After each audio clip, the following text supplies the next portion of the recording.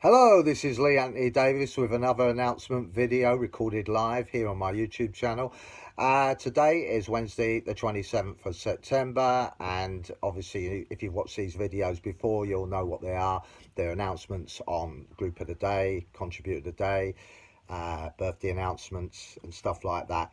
Also, as you know, I do some Doctor Who news updates on my page group and Instagram account. Also, my merchandise section where I'll show you my collection of whatever I'm going to show, and Doctor Who quiz question with the answer from yesterday. Also, yeah, coming up as well. And also, as I'm on the subject of coming up, I've got a new section called the comments section where I read out some of your comments on here from my video, on this video. I might do the Lost in Space one as well next time. But anyway, here we go. Let's get this ball rolling. And today, on Wednesday, 27th September, the group of the day for Tuesday, the 26th of September, sorry to confuse you, is Noonan's Sci-Fi Fun Club group. A pretty good group, do a lot of sci-fi, a lot of members, and a lot of posting. So I decided to nominate them as group of the day for Tuesday. Also, contributor of the day goes to a new person I've never nominated. His name is Clark West. He is contributor of the day for Tuesday the 26th of September. Well done to them. I'll be posting them on Instagram, Facebook, usual stuff with Twitter as well, and my story. Right, now moving on to birthdays. These people are celebrating their birthdays today on Wednesday the 27th of September. Here we go. Niles J. Perry, Fred Delore, Keith Gooch, Luis Sanchez, Dominic Glynn and Kenny Richardson are all celebrating their birthdays, so wish them well. They're probably on Facebook. You might find them on Twitter, you might find them on anywhere on social media, but you might know them, so wish them well. Right, Doctor Who news. I've got some news to tell you. Not on the 60th anniversary, obviously, because there's nothing coming out from there at the moment, as Mr. Davis is basically keeping everything close to his chest. He doesn't want what happened to Moffat, you know, when Moffat tried to do the same thing, try to keep things, and somehow it got out. I always think that, the more you hold, the more you drop. If you've got too much, and he's got too much to hold, so something's going to give, innit? So I'll probably have something to tell you from another source or whatever. Not tomato sauce or brown sauce, but another source. Right, okay then, moving on. Doctor Who news. Stephen Moffat was on Newsnight last night, and as you know, he denies that he's going to make a return in any capacity to Doctor Who. Well, to be honest with you, even if you did, I wasn't pleased with you the first time round. This is the guy that commissioned Kill the Moon. I mean, what the hell was that all about? An egg that hatched the moon? No, I mean, it takes you out at the moment, doesn't it? That should never have seen the light of day, that story. But unfortunately it did. There was another one, Into the Forest or something. I don't know, about kids. They were annoying. They were running around the TARDIS. I mean, I just don't see what their purpose was. And also he did the finale to his build-up of the first story, the Cyberman one, his last adventure. And he had all these kids, and, you know, I asked myself, why do you need all these extras in, Mr. Moffat? You know, because they had no purpose whatsoever. There's no character building there. There's no background. It's just basically shifting the kids to another area so they don't become Cybermen. You know, that's what it was about. And Peter Capaldi, obviously, I think even John Sim didn't like the way the Master was portrayed. He also felt that the reveal was a load of crap as well. he mentioned he wasn't too happy about it because it was too obvious it was him, you know. But anyway, that's all history now. But Stephen Moffat, I'll be honest with you, I don't think the reason why you left is because you had to, because you've been there too long. That's my opinion. I believe that a good showrunner does 3 years, like the actor in Doctor Who, unless you're exceptional, like Tom Baker, who could do it for 10, 15 years. you know. But like Barry Letts, he did about 3 years and then he moved on, but he came back, but only to overlook. And then what happens is JNT takes over. He does 9 years. Now, in my opinion, he should have gone after 3 years, you know, because the program wasn't doing well under him. Let's be honest. And unfortunately, the show suffered because he stayed on. And I think the BBC realised that they had an albatross in their hand and they couldn't give it to anybody else because nobody wanted it. So JNT was stuck with it. He wanted to leave, but he says that I think it was in his blood, that show. Unfortunately, he loved it too much and he loved himself. He was more self-adulation. He enjoyed the exposure to him than the bloody programme. And that the programme suffered because of it. So, unfortunately, that's why the classics came to an end, I'm afraid, because of him. I do believe that, because a decent director would have stopped the extravaganza that he was bringing into it, and basically it would have probably survived into the 90s and probably got stronger and stronger. But I suppose in a way it's a good thing, really, because the show was taken off air for about 15 years and when it was brought back it was rebooted. So I think it does need shows like that. Coronation Street, I don't know, that's been going on since 1960, and but that's a long running soap opera. I suppose you can get away with that, but there again you can run into trouble with that because some of the storylines might not be strong enough like the old ones. There's some good plots in there and stuff, but they can run out of ideas, and then and the ratings, because it's all about ratings. Remember that. If the ratings are not there, the show, look at Brookside, that got took off the air, didn't it, really, because the ratings weren't there for it anymore. So anyway, that's that. So basically, Stephen Moffat has denied returning to Doctor Who in any capacity. He's been evasive. In my opinion, I think Russell T Davies will bring him back as a writer, but he'll probably make sure that he has control over it. Because Stephen Moffat, as you know, got egotistic, and he was a hands-on, you know, everything. He wasn't an expert in at certain areas. He shouldn't have put himself there, but unfortunately the show suffered. It was doing all right, reasonably, enough to keep it going every year, but it just sort of ran flat, didn't it, under the Moffat regime. And that's why Chibnall was brought in, and obviously it was very hard for people to enjoy what Chibnall was trying to do. In my opinion, it was like kitchen sink drama stuff, wasn't it? And you know, sort of related to sort of soap operas, some of the stories and stuff, you know. But at the end of the day, Russell T Davies has come back. Me personally, I think it's a bad idea. The old saying is never go back. You know, leave the legacy. You know, let people remember for you what you did. But if you get it wrong, and it usually does, people remember you for that, and then all that will be wiped out. So, you know, you're taking a big risk. But anyway, he says it's going to be bigger and better than ever. So, you know, wait and see. Anyway, so that's what the news is. But in my opinion, Mr. Moffat, please don't come back. Please. Anyway, the other bit of news I wanted to tell you on the Doctor Who news is that Billie Piper, who played Rose in Doctor Who doesn't want to come back, which I can understand. Remember, she was a pop singer, and she said, "Do you want me?" Well, they certainly do want her as an actress, because she's been nominated for a international Emmy Award. Amazing, along with Kate Winslet as well, for her portrayal of Susie. That's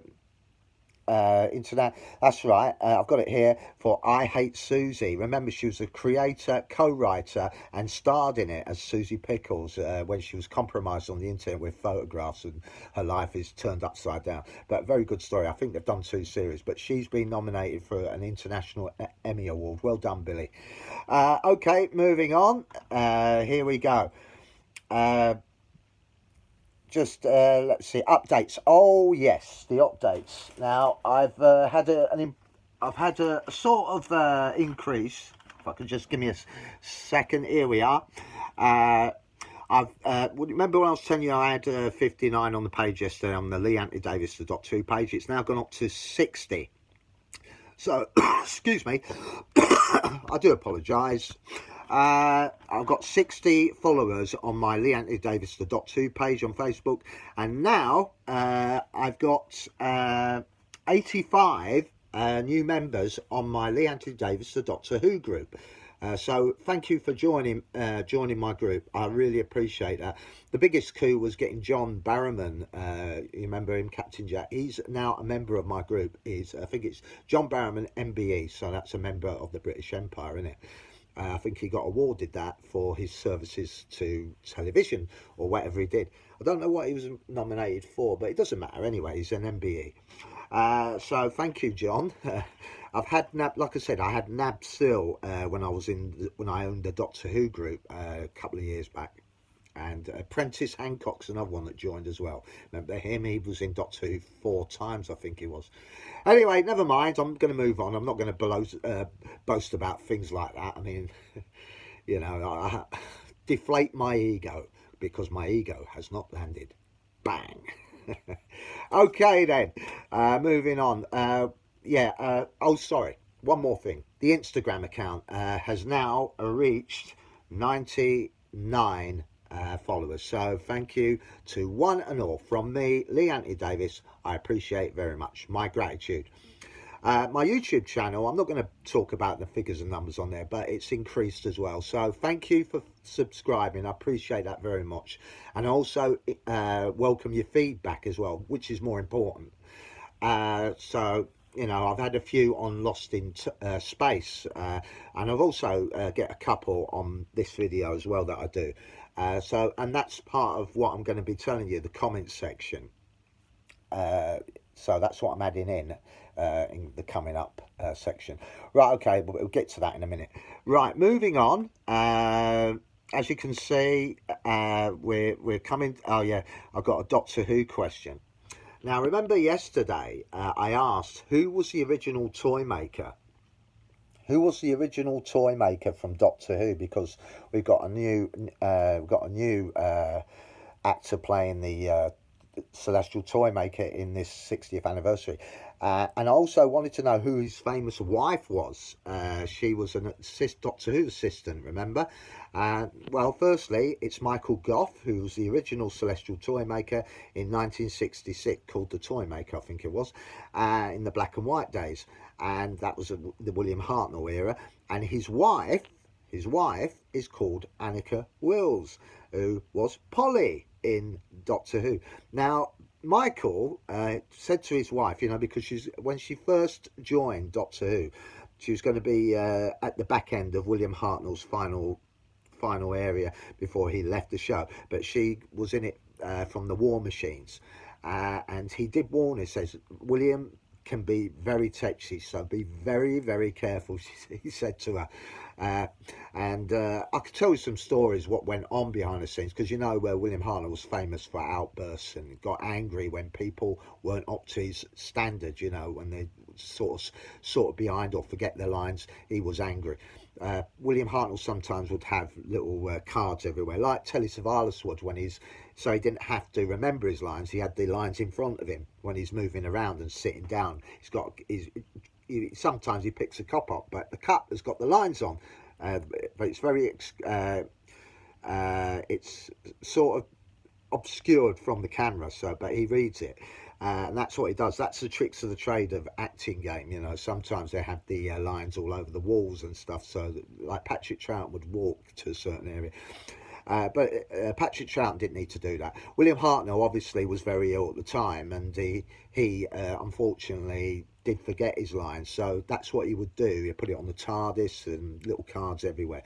But anyway, Michael Gough warned his wife, Anneke Wills, that William Hartnell's very, very tetchy, can flare up, you know. So she was warned about it, but he was very nice to her, and he made her welcome, obviously, which is a good thing. And she blended nicely into Patrick Troughton's Doctor, as you know. She bloomed very well in that. So anyway, that's the answer. Anneke Wills was the wife of Michael Gough, who was also the Celestial toy maker in the William Hartnell era. Right, moving on. I've got another Doctor Who question for you. Now, let me think. How many, yeah, I've got one. How many Cybermen stories have there been between 1966 and 2022? All right, how many Cybermen stories have there been between 1966 and 2022? Okay, that's the end of the Doctor Who. Right, now it's merchandise time. This is where I'm going to show you something from my collection. And I have something for you. It's called my crystals. Now I'm going to show you this quickly. There you go. I've got a jar full here, but I'll bring a few out and let you show. I'll be here all day. Here we go. Can you see that? It's a sort of lemony crystal. There you go. You can see it better now. It's a sort of white with a sort of lemony sort of look to it. I don't know the names of these because I've got a book. I used to write them all down and put what they do. A lot of them's for meditation, obviously. Here's another one. It's a black one. This is what I consider very cold. So I presume it's to sort of I don't know. I think you put this on the chakra. It's a chakra point you put it on, and you're meant to meditate. But they're also good. This is an aventurine, right? This is an aventurine. This is a green opal sort of look to it. There you go. It shines in the light. My favourite one, which I haven't got in here, but I'll just see if I can get another one out. No, I'm not showing you that one. I like this one. This is a patterned one. As you can see, I'll get it close to you. I actually used to do a crystal group a couple of years ago on Facebook. I haven't done it since. I'm going to show you one more crystal before I yeah, I'll show you this one. These two I do know the names of because I know them very well. I'm just getting it now. This one is known as Fool's Gold. It's gold, but it's not. It shines like gold. This one is to bring you luck. It brings you money, apparently. And I'm still poor. I'm still eating Big Bob's baked beans on toast. I can't afford anything else. It's a very beautiful. It's solid. It's just like metal, really. That's all it is. It's metal, but it's like a gold. You get these apparently come from outer space, like most rocks when they fall to the earth. Here's a tiger's eye. As you can see, it's designed like a line right through it. There you go. Lovely pattern, lovely shape. It's a big one, so it's very hard to. This gives you courage, right? This is a stone for courage. So put it in your pocket and you'll fear nothing, apart from doing a video like this.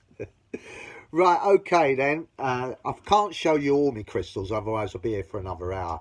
And I do know the names of them, but unfortunately, you know, when you when you're just doing it at a spontaneous moment, you seem to forget. It just goes out your head. But I did know this one, the tiger's eye, because I carry it all the time with me. There's other stones in there I could tell you about. An oval, also what else is there? There's an OPEC, aventurine I've just mentioned, hermitude or whatever. Yeah, hermitude I think it's called. It's just a black. And then there's the flints and all sorts of oddly shaped ones. I've got loads of ones, really good ones. These are expensive. I bought them in Preston and Fleetwood and Birmingham when I was travelling around. And I've still got them, and they're very expensive. I paid about 40-50 quid for them, but I put them away somewhere safe. I don't want to lose them. But I will show you them one day. Anyway, that is it.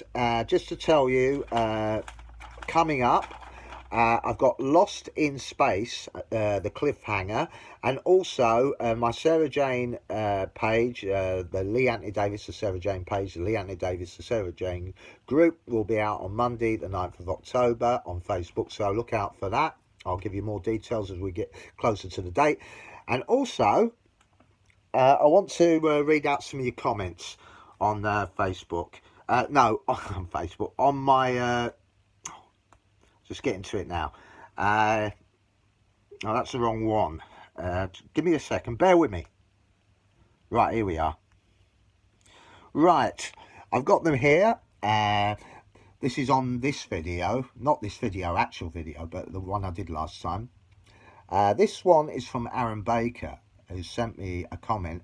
I have a few superhero models myself, roughly around 10 Marvel models. Great. If you want to show them, show them. You're on my group. Why don't you post them? No problem. I have no problem with that. Yeah, it's talking about what I was talking about. You know, when I showed you the models I had. Some people have other collections as well. So that's what that's really about. He just wanted to tell me that he's got stuff as well. So very interesting. Here we go, another one. This one's from Alan Seymour. I am more of a collector of comics myself, such as Fantastic Four, X-Men, The Avengers and Spider-Man. Well done. I used to collect comics myself, but unfortunately, I sort of grew out of them. I wasn't more into comics, I was more into sort of figurines.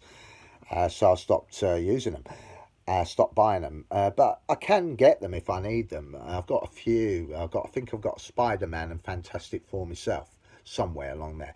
Right, this one's from a lady called Linda Sprenkle. This is to do with my new member that I got, the big, well, shall I say, celebrity member, John Barrowman, and she says, yes, when I saw John Barrowman on your group, I thought it was a fake. I get a lot of false on Instagram. Yes, I can understand that. There's a lot of people using David Tennant, and also there's Rose Tyler. I mean, Rose Tyler is not their real name. It's obvious, you know. I checked it out, and it's genuine because he's on Instagram and he does videos on there, so it's obviously him. It's the same sort of insignia, so I knew it was John Barrowman straight away. I've never had John Barrowman in my groups before, so I'm well pleased with that. But that's what the comment's about. She didn't believe it herself. She's a member as well, so she basically believes that it is John Barrowman. Well, I know it is. Right, okay then. Oh yeah, another comment from Linda Sprenkle. This is the one. You remember that superhero I showed you with the black mask and in black attire and the amulet, the yellow amulet going across? I had no name for it, and she did. She called it Dr. Mysterio. You know, from the superhero from yeah, that's another one. Kill the Moon and the Return of Dr. Mysterio. Those two should never see the light of day. But anyway, the figurine I had was basically of Dr. Mysterio's superhero there. So she's found the name for it. So thank you. I will do my best to read every comment that I get. So I'm making this a section. So anyway, that is it. Right, I have to go now, but I do appreciate your time for watching this video. Don't forget, Lost in Space, the cliffhanger, will be coming up very shortly. So until then, it's bye from me. Look after yourselves, and I'll see you soon. Well, hopefully a little bit earlier than this. Bye for now.